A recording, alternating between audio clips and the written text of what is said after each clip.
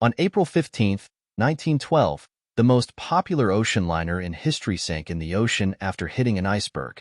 As you can imagine, we are talking about the Titanic, which shocked the whole world because almost 1,500 people perished due to a mistake that could easily have been avoided. Among the victims were some of the richest people of that time. And this was no accident. The Titanic had a gymnasium, indoor swimming pool, several luxury restaurants. You may think it's normal to find on any cruise ship, but at that time these luxuries were reserved for only a few people. A first-class ticket on the Titanic cost the equivalent of about $5,000 today. However, cruising has changed a lot since then.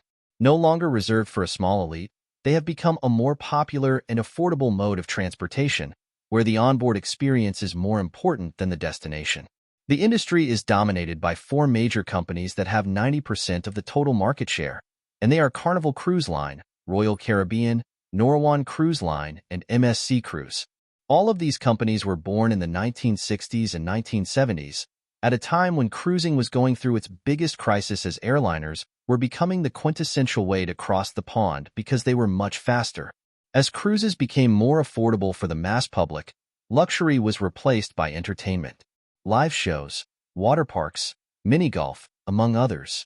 This idea was so simple that it revolutionized the industry. Even Disney, in the late 90s, created its own themed cruise for the whole family.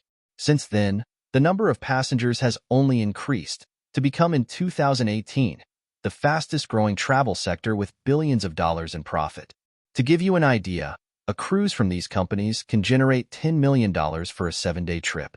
But why are cruises such a profitable business? The first thing you should know is that their target audience is people over 60 years of age and generally from the United States. Approximately 50% of passengers are Americans, which means they have relatively high purchasing power. This is great news for cruise companies because the real business is in-house. Onboard sales account for 38% of their total revenue, and this is where they have the most profit margin. Therefore, the strategy is based on seducing passengers inside the ship to spend money in stores, massages, or casinos. Passengers spend an average of $90 per day on this type of service. In fact, these companies are willing to lose money on the ticket because the costs of each trip are very high regardless of the number of passengers on board. For example, they have to pay for fuel, crew payroll, ship maintenance, no matter if 10 people get on board or 5,000. And how do they manage to sell more tickets? Through travel agencies that are in charge of organizing the whole trip for their clients and selling excursion packages, premium drinks, and other services in exchange for a percentage. This in turn has another great advantage that few know about. Thanks to the reservations made by customers in advance, the cruise companies have an interest-free loan with which they can finance their entire business, build bigger ships, or even buy private islands on which to sell more services to their customers. But it doesn't end there. The cruise business has a hidden side that saves millions of dollars. The three big cruise companies are based in Miami. What many do not know is that none of them pay taxes in the United States. Since the cruise ships cross different continents on their voyages, it is never entirely clear where they generate this money because they operate out of the country in places where taxes are more flexible, such as Panama, the Bahamas, or Malta. Thus, instead of paying 21% in the United States, they pay between 0.5 and 1% tax in tax havens. This also affects the working conditions of the crew because they are not obliged to comply with the minimum wage that would correspond to them in the United States. Up to this point, we might think that this is a very profitable business dominated by four companies to get their way. But the truth is that all of them have been challenged in recent years. On February 1st, 2020, a passenger aboard the Diamond Princess cruise ship disembarked in Hong Kong and tested positive for COVID.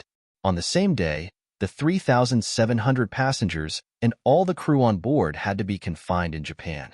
In total, 700 passengers were infected and 14 died.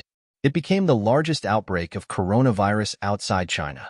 Since then, cruise ships went from being the fastest-growing travel industry to the one most affected by the virus. They lost a total of $900 million each month during the pandemic. Another example is from Carnival. In 2019, it had a profit of $3 billion. In 2020, its revenues were at a loss of $10 billion. To stay afloat, it had to cut fixed costs by divesting some of its ships and had to borrow $26 billion. For now, it seems that the industry is slowly recovering as the restrictions are fading, but all signs are that cruise lines will have to navigate rough waters until they return to pre-pandemic levels. According to Euromonitor International's market research, we will not see a full recovery in the sector until 2027. The sector was once valued at $150 billion. The pandemic hit this sector hard, and they simply have to play their cards as well as they can now to recover. Support the channel by liking and subscribing to the channel.